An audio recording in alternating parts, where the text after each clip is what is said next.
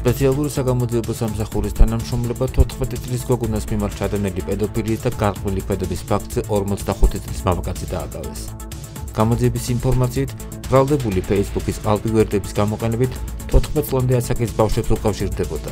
ბრალდებული მათ არასრულწლოვანი ბიჭის ან გოგოს სახელით ეცნობოდა. შედიოდა მათთან კომუნიკაციაში, რის შემდეგაც სექსუალური შინაარსის საკითხებზე იწყებდა საუბარს და მათგან გაშიშვლებას და ვიდეოზარის განხორციელებას მოითხოვდა. 2025 წლის თებერვალში ბრალდებული 14 წლის გოგონას Facebook-ით დაუკავშირდა. მოტყუებით მოიპოვა მისი ნდობა, რის შემდეგაც მუქარით აიძულა შესულიყო აბაზანაში, ჩართულიყო ვიდეოზარით, გაშიშვლებული იყო და ინტიმური ქმედებები განეხორციელებინა. პარალელურად მიმოწერის და ვიდეოზარით საუბრის დროს თავადაც სექსუალური ხასიათის მოქმედებებს ახორციელებდა. ბრალდებული არასრულწლოვანზე ფსიქოლოგიურ ზეწოლას თვეების განმავლობაში ახდენდა.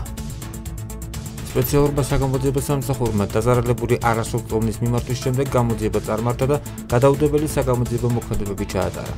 ბრალდებულის საცხოვრებელ სახლში ჩატარებული ჭხრების შედეგად ამოღებული იქნა მისი მობილური ტელეფონი და კომპიუტერული ტექნიკა.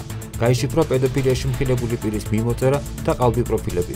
რის შემდეგაც გამოძიებამ დუშეთის რაიონის მცხოვრები 45 წლის მამაკაცი დანაშაულში ამხილა. ბრალდებულის ტელეფონში ნანახი იქნა სოციალური ქსელების ყალბი პროფილები, რომლის გამოყენებითაც მამაკაცს ათეულობით არასრულწლოვანთან ჰქონდა განხორციელებული კომუნიკაცია.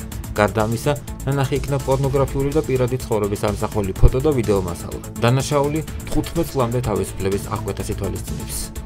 სპეციალური საგამოძიებო სამსახური მოუწოდებს ყველა მოქალაქეს ინტერნეტ სივრცეში პედოფილიის, სექსუალური გამოძალვის, პირადი ცხოვრების კადრებით ჩანტაჟის შემთხვევებში დარეკონ ცხელი ხაზის ნომერზე 199.